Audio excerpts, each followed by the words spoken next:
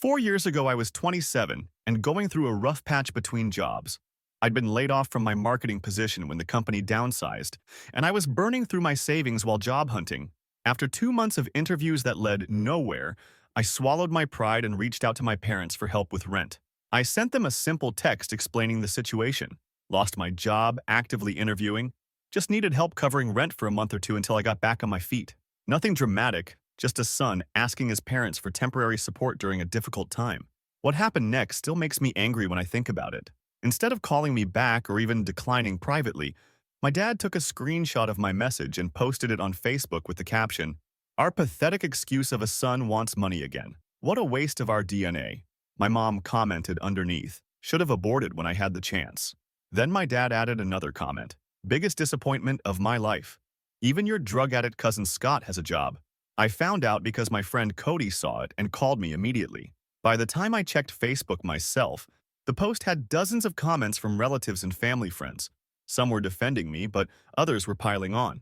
My Aunt Edith wrote something about how I was always the lazy one, and my dad's coworker made jokes about basement dwellers. The humiliation was complete and public. I drove to their house that afternoon to confront them face to face. I needed to understand how they could do this to their own son. When I pulled into their driveway, my dad opened the front door before I even got out of my car.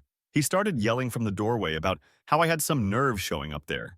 He told me to get off his property before he called the police. He said I was an embarrassment and that posting my message was exactly what I deserved for being a failure. My mom appeared behind him, and that's when she delivered the final blow. She told me not to ever contact them again. She said they were done with me and that I wasn't welcome in their house anymore. Then she went back inside and slammed the door. I sat in my car for 10 minutes, trying to process what had just happened. These were the people who raised me, who I'd called every week, who I thought would help me during the worst period of my adult life. Instead, they turned my lowest moment into entertainment for their Facebook friends. The next day, my mom sent me one final text, "Don't ever contact us again." Then they blocked me on everything, Facebook, Instagram. My mom even blocked my number. But here's the thing that really showed me who they were. That evening, they posted photos from a family dinner at some fancy restaurant with the caption, "Finally free from our failure, celebrating just the real family tonight." They looked genuinely happy. That was 4 years ago. 4 years of complete silence. No birthday calls, no Christmas cards, no acknowledgement that I existed. I found out through my cousin David that they told everyone I was out of their lives for good, and that they were better off without the dead weight. But here's what they didn't know about me. I wasn't actually a failure. I was just going through a temporary setback like millions of people do. Within 3 weeks of their Facebook post, I landed a job at a tech startup. Not just any job, a senior marketing role with equity. I threw myself into work with a focus I'd never had before. Every late night, every successful campaign, every promotion was fuel for proving them wrong. The startup took off. 2 years later, we were acquired by a major company and my equity payout was substantial. I used that money to start my own consulting firm. Last year, I bought a house in the same neighborhood where I grew up. Not to be close to them. I didn't even know if they still lived in the same place. I bought it because it was a good investment and because I could afford it. I built a life they knew nothing about. I got engaged to Aubrey, an amazing woman who supports my decision to maintain no contact with toxic family members. We're planning our wedding for next spring. I have friends who actually care about me, a successful business, and genuine happiness. Everything I have, I earned without their help or approval. 2 weeks ago, my phone started buzzing with calls from unknown numbers. I don't answer calls I don't recognize, but whoever was calling left voicemails. The first one was my dad. His voice sounded different, smaller somehow. He said they'd been trying to reach me for months through mutual relatives, but no one had my current number. He said they needed to talk to me urgently about something important. The voicemails kept coming. My mom left 3 in one day, each one more desperate than the last. She talked about how much they missed me and how they'd made terrible mistakes. She said they wanted to make things right and that family was the most important thing. The complete opposite of everything they'd said 4 years ago. I had my cousin David do some investigating. Turns out my parents are in serious financial trouble. My dad lost his job 8 months ago and they've been struggling ever since. They're behind on their mortgage, behind on car payments, and facing foreclosure on the house they've lived in for 20 years. The house they were so proud of when they kicked me out of their lives. They found out through David that I'm successful now, that I own a business and could theoretically help them. So suddenly, I'm not a pathetic failure anymore. Suddenly, I'm their son again and family is important. They want to meet for dinner to talk things through and rebuild our relationship. The irony isn't lost on me. 4 years ago, I asked them for help during a temporary setback, and they publicly humiliated me. Now they're facing actual financial ruin, and they want me to forget everything and rescue them. They want me to be the bigger person and help family in need. But here's what they don't understand. I'm not the same person who drove to their house 4 years ago hoping for support. I learned to succeed without them. I learned that family isn't just blood. It's the people who stand by you when things get tough. And I learned that some bridges, once burned, can't be rebuilt. I haven't returned their calls. I haven't agreed to meet them. Right now, I'm just processing the fact that the people who celebrated being free from their failure are now desperately trying to get their failure back. Because apparently I'm only their son when they need something from me. Update 1. Thanks for all the comments and support on my last post. Some of you asked for updates, and honestly, things have gotten more complicated. I need to get this off my chest because it's been eating at me for weeks. After I posted last time, my parents ramped up their efforts to reach me. The voicemails weren't working, so they started getting creative. My dad showed up at my office building 3 days ago. I work on the 15th floor of a downtown high-rise, and somehow he figured out where I worked and waited in the lobby. Security called up to tell me someone claiming to be my father was asking to see me. I told him I didn't want to meet with him and to please ask him to leave. But my dad is persistent when he wants something, and he started making a scene in the lobby.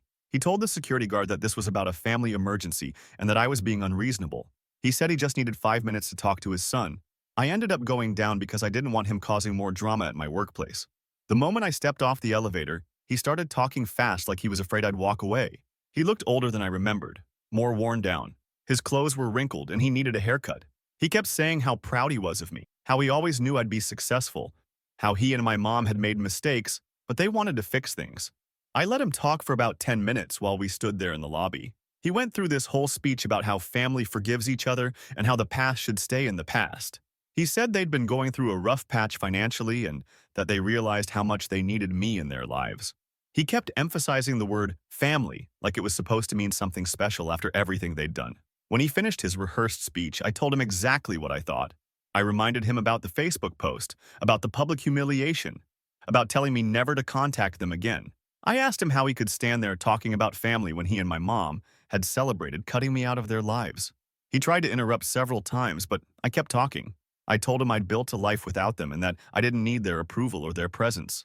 His whole demeanor changed when he realized I wasn't going to immediately forgive and forget. He started getting defensive, saying that I was holding on to grudges and that everyone makes mistakes. He said the Facebook thing was just him being frustrated and that I should understand he was under stress at the time. He actually tried to minimize it by saying it was just social media drama and that I was being too sensitive about something that happened years ago. That's when I realized nothing had really changed. He wasn't actually sorry for what they'd done. He was sorry that it had consequences he didn't like. He was sorry that their financial problems meant they needed help from the son they'd publicly disowned. But he wasn't sorry for the humiliation or the years of silence or the way they'd made me feel like I was worthless. I told him I had to get back to work and walked away. He followed me to the elevator bank, still talking about family obligations and second chances. Right before the elevator doors closed, he said something that really stuck with me. He said that successful people help their family, and that refusing to help your parents when they're struggling isn't the kind of person he raised me to be. The irony of him lecturing me about the kind of person he raised me to be wasn't lost on me. These are the same people who raised me to believe that asking for help was pathetic, and that family was something you could discard when it became inconvenient. The office visit must have been my mom's idea because the next day, she tried a different approach. She reached out to Aubrey through Instagram. She'd somehow found my fiance's account and sent her a long message about how much they wanted to meet her and how they hoped she could help heal the rift in our family. She told Aubrey that every mother deserves to know the woman her son is going to marry and that she hoped they could all sit down together soon. Aubrey showed me the message and asked how I wanted to handle it. She said she'd support whatever decision I made, but she wanted to understand the situation better. So I told her everything, not just the basic story I'd shared before, but the details about how humiliated I felt, about sitting in my car outside their house while my dad yelled at me, about the family dinner celebration post they made afterward. Aubrey was horrified. She'd grown up in a close family where people supported each other through difficult times, and she couldn't understand how parents could treat their child that way. She said she wouldn't be responding to my mom's message and that she supported my decision to maintain no contact. But the message to Aubrey crossed a line for me. It's one thing to harass me directly, but involving my fiancé in their campaign to get back into my life felt manipulative and invasive. They were trying to use her to pressure me into a reconciliation I didn't want. My cousin David called me yesterday with more information about their situation. He said my parents have been talking to relatives about their financial problems and specifically mentioning that their successful son won't help them. They're painting themselves as victims of their ungrateful child rather than taking responsibility for their own choices. My Aunt Edith, who participated in the original Facebook pile-on 4 years ago, has been telling people that I'm being cruel to my elderly parents in their time of need. David said the family is starting to take sides. Some relatives think I should help despite what happened because family takes care of family. Others remember the Facebook incident and understand why I want nothing to do with them. It's causing drama at family gatherings, and people are asking David to convince me to at least talk to my parents. The part that bothers me most is how they're rewriting history. They're not telling people that they publicly humiliated me and cut me off. They're saying we had a disagreement years ago and that I'm holding a grudge. They're making it sound like typical family drama instead of the deliberate cruelty it actually was. I've been thinking about this situation constantly for the past few weeks. Part of me wonders if I should just help them financially and be done with it, write them a check, solve their immediate problems, and go back to having no relationship with them. It would be simpler than dealing with all this family pressure and the guilt trips. But another part of me knows that helping them now would validate everything they did. It would prove that they were right to treat me the way they did because ultimately I'd still be there when they needed me. It would teach them that they can discard me when it's convenient and reclaim me when it's useful. Aubrey and I have been talking about this a lot. She keeps reminding me that the people who truly love you don't abandon you during your lowest moments. She says that real family stands by each other through difficulties, not just when everything is going well. I know she's right, but the family pressure is intense. I never expected to be in this position where I had the power to help the people who hurt me most. 4 years ago, I was the one who needed help and they responded with cruelty. Now they need help, and everyone expects me to respond with kindness. I'm not sure what I'm going to do yet, but I know I'm not ready to forgive them just because they're struggling financially. Their money problems don't erase what they did to me, and their desperation doesn't entitle them to my help or my presence in their lives. Right now, I'm just taking it one day at a time and trying to figure out what the right thing to do is. For me and my future with Aubrey, not for them. Update 2. This is getting intense, and I need to vent to people who understand what I'm going through. The family pressure has reached a whole new level, and I'm honestly questioning everything right now. Last weekend was my cousin Philip's wedding, and it became ground zero for family drama. I hadn't planned to go because I knew my parents would be there, but Philip specifically asked me to come. He said he understood the situation with my parents, but that he wanted me there for his special day. Aubrey and I decided to go, but agreed we'd leave early if things got uncomfortable. The moment we walked into the church, I could feel the tension. My parents were sitting 3 rows ahead of us, and I watched my mom's head turn when we entered. She nudged my dad and pointed us out. For the entire ceremony, I could feel them staring at us. Aubrey squeezed my hand and whispered that we could leave any time, but I was determined not to let them control my actions. The reception was where everything exploded. We'd been there about an hour, making conversation with cousins I hadn't seen in years. When my dad approached our table, he looked more desperate than angry, which honestly made it worse somehow. He sat down without being invited and started talking about how good I looked, how successful I seemed, how proud he was to see me doing well. I told him this wasn't the time or place for this conversation. He kept talking anyway, saying that he and my mom had been thinking about me every day for 4 years. He said they realized how wrong they'd been and that they wanted to make it right. He actually started tearing up while he was talking, which felt manipulative given the setting.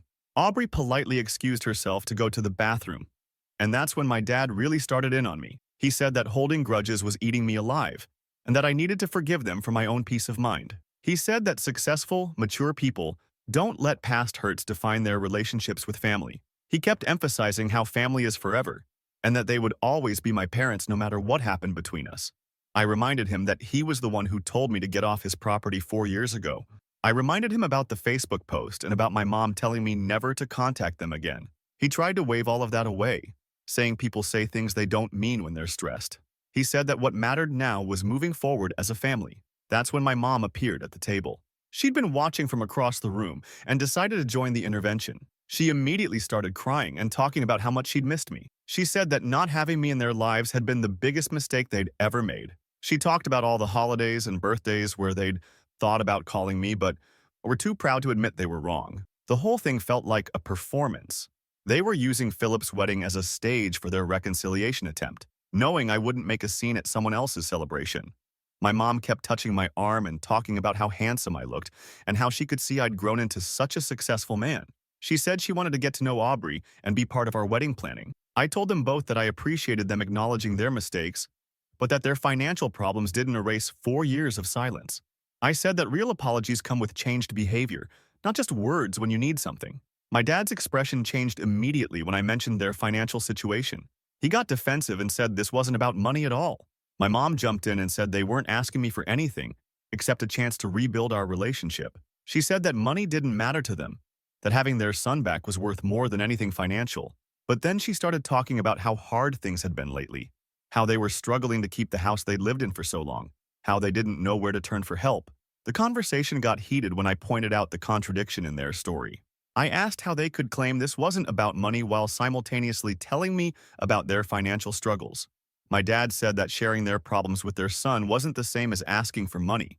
He said that family should know when family is struggling, regardless of past issues. Other family members started noticing the tension at our table. My Aunt Edith came over and tried to mediate, saying that everyone makes mistakes and that family should stick together. She said that I was being stubborn and that my parents had clearly learned from their mistakes.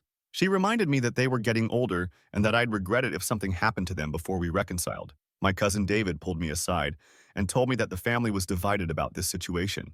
He said half the relatives thought I should help my parents despite what happened, while the other half understood why I wanted nothing to do with them. He said my parents had been working the room all evening, telling people their version of events and gathering support for their cause. The breaking point came when my mom started talking to other wedding guests about our situation. She was telling people that her son had become so successful, but that success had changed him. She said she was proud of what I'd accomplished, but sad that I'd forgotten where I came from. She painted herself as a loving mother whose son had outgrown his family. I watched her work the room, getting sympathy from relatives who didn't know the full story. She was rewriting history in real time, making herself the victim of her ungrateful child's success. People who knew nothing about the Facebook incident or the 4 years of silence were giving me disappointed looks across the reception hall. Aubrey came back from the bathroom and immediately sensed something was wrong. She said we should leave, but I was tired of running from these confrontations. I decided to address the situation directly, instead of letting my parents control the narrative. I stood up and asked for everyone's attention. I said that since my parents were discussing our family situation with other guests, I thought everyone deserved to hear the full story. I told them about the Facebook post, about being told never to contact my parents again, about the celebration dinner they had after cutting me out of their lives. The room went quiet. Some relatives looked shocked because they'd never heard those details. Others looked uncomfortable because they remembered the Facebook drama but hadn't realized how cruel it had been. My parents both started talking at once, trying to minimize what had happened and redirect attention back to their current financial struggles. My dad said that one Facebook post shouldn't define our entire relationship. My mom said that people say things they don't mean when they're frustrated. They both kept emphasizing that they were trying to make things right and that I was being unforgiving. I told the room that I wasn't angry about people making mistakes. I was angry about being publicly humiliated, disowned, and then expected to rescue the same people who had celebrated cutting me out of their lives. I said that asking for help during a job transition wasn't shameful, but treating your child like garbage for asking definitely was. Philip's new bride looked mortified that their wedding reception had become a family therapy session. I apologized to them both and said that Aubrey and I were leaving. As we gathered our things, my mom grabbed my arm and begged me not to walk away again. She said that she was sorry, that they both were sorry, and that they'd do anything to make it right. I told her that if she was truly sorry, she'd give me space instead of ambushing me at family events. I said that real apologies don't come with timelines or conditions, and that their current desperation didn't erase 4 years of treating me like I didn't exist. We left the reception and drove home in silence. Aubrey finally said that watching my parents manipulate the situation had been eye-opening for her. She said she could see how they were trying to use family pressure and guilt to force a reconciliation on their terms, not mine. Since the wedding, I've gotten calls from various relatives taking sides. Some think I embarrassed my parents at Philip's wedding and that I should apologize. Others think my parents got what they deserved and that I handled it well. The family is essentially split down the middle about whether I'm being cruel or justified.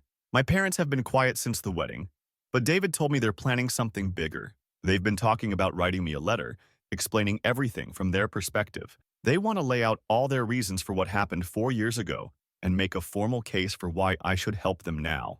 I'm honestly exhausted from all of this drama. Part of me wants to just help them financially so they'll leave me alone. But I know that would validate everything they did and teach them that their manipulation tactics work. I also know it wouldn't actually solve anything long-term because people like this don't change. Aubrey has been incredibly supportive through all of this.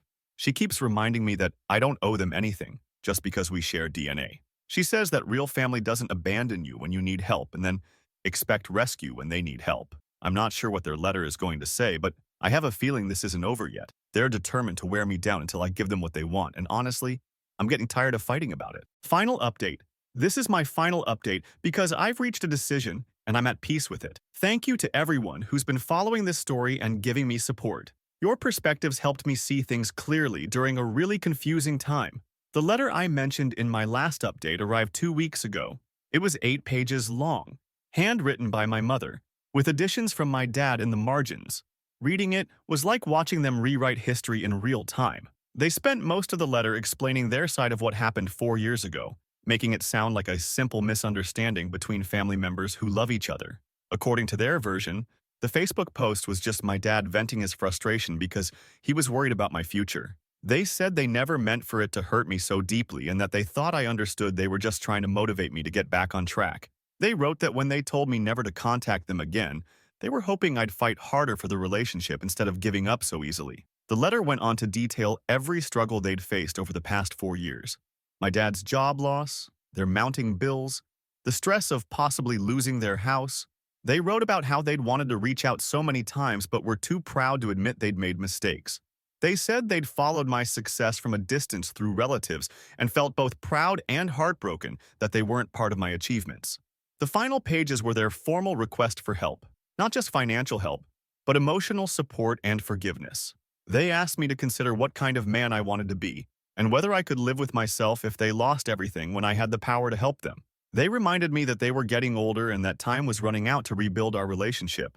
After reading the letter, I realized something important. They still didn't understand what they'd done wrong. They saw the Facebook incident as a parenting mistake, not as a deliberate act of cruelty. They saw their silence as pride, not abandonment. And they saw their current outreach as love, not manipulation. I decided to meet with them one final time, but on my terms. I invited them to a restaurant near my office for lunch on a Wednesday afternoon.